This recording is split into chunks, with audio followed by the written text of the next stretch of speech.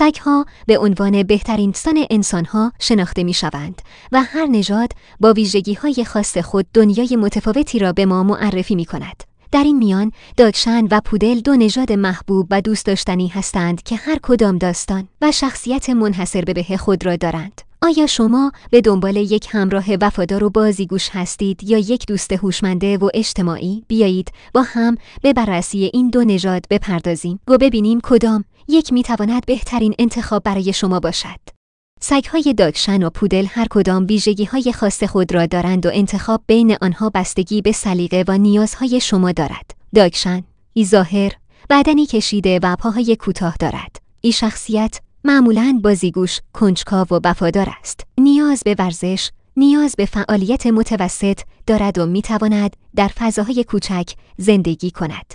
پودل ظاهر دارای موهای مجعد و زیبا است و در اندازه‌های مختلف کوچک، متوسط و بزرگ وجود دارد. این شخصیت بسیار هوشمند، اجتماعی و قابل آموزش است. این نیاز به ورزش، نیاز به فعالیت بیشتری دارد و معمولاً در فعالیت‌های ورزشی و بازی‌ها خوب عمل می‌کند.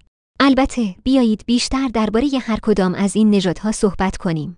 داگشن تاریخچه داگشن‌ها در اصل برای شکار گراز و دیگر حیوانات کوچک پرورش داده شدند. نام آنها به معنای سگ گراز است. اندازه معمولاً در دو اندازه استاندارد و کوچک وجود دارند.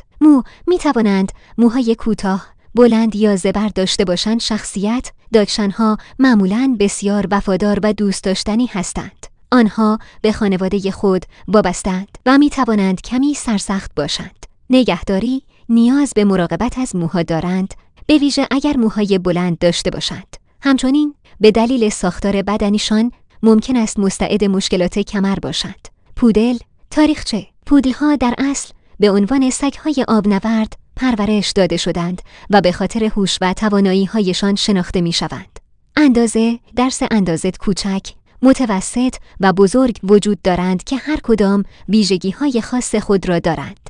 موهای مجعد و غیر ریزشان نیاز به مراقبت منظم دارند و معمولاً برای افرادی که به آلرژی مبتلا هستند مناسب ترند. شخصیت پودل‌ها بسیار هوشمند و اجتماعی هستند. آنها به راحتی آموزش می‌بینند و معمولاً با دیگر حیوانات و افراد خوب کنار می‌آیند.